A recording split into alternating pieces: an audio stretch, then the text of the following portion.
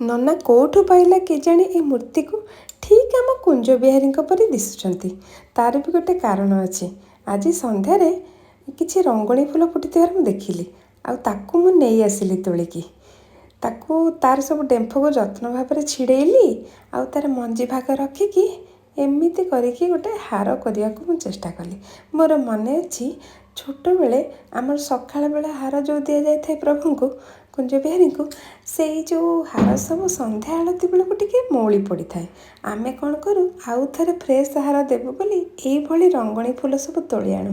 ଆଉ ନାନୀ ବିନା ସୂତାରେ ଏଇ ହାରକୁ ଗୁନ୍ଥେ ସେତେବେଳେ ସବୁ।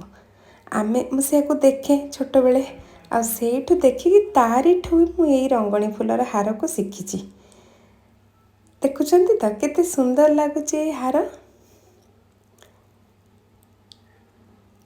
ଆଉ ହଁ, ଏଇ ହାର କୁ ଆମେ ଆହୁରି ସୁନ୍ଦର ଭାବରେ ବି କରିପାରିବା। ଅନ୍ୟ କଲର୍ ଯେଉଁ ଫୁଲ ସବୁ ତାର ଅଛି, ଧଳା ଆଉ ହଳଦିଆ ସବୁ ମିଶେଇକି ଦେଲେ ବି ବହୁତ ସୁନ୍ଦର ଲାଗିବ। ଆଉ ଅନ୍ୟ ଅନେକ ଫୁଲ ବି ଅଛି ଯେଉଁଥିରେ ଏମିତି ମାଳ କରିହେବ।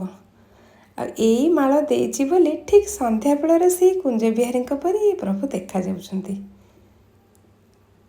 କେତେ ଭାଗ୍ୟ ମୋର, ପ୍ରଭୁ କୁଞ୍ଜ ବିହାରୀକି ମୁଁ ସବୁବେଳେ ଭାବେ କେମିତି ଟିକେ ପୂଜା କରିପାରିବି। ଆଜି କିନ୍ତୁ ତାଙ୍କ ପାଖରେ ପାଇଛି। ବାବାର ଗାଈକୁ ବି ଗୋଟେ ହାର ମୁଁ ଦେଇଦେଲି। ଆଉ ଆପଣଙ୍କୁ ଏଇ ହାର ବିନା ସୂତାରେ ଯେଉଁ ହେଇଛି କେମିତି ଲାଗୁଛି ମୋତେ ନିଶ୍ଚୟ ଜଣାଇବେ। ଆଉ ଆପଣଙ୍କ ଆଡ଼େ ଏମିତି ହାର କ'ଣ କରନ୍ତି କି? ଆଉ ଏଇ ଫୁଲକୁ ଆପଣଙ୍କ ଆଡ଼େ କ'ଣ କହନ୍ତି? ଆମ ଆଡ଼େ କହନ୍ତି ରଙ୍ଗଣୀ, ଆକୁ ଇଂଲିଶରେ କହନ୍ତି 4 o'clock। ଆପଣଙ୍କ ଆଡ଼େ ଏଇ ଫୁଲକୁ କ'ଣ କହନ୍ତି?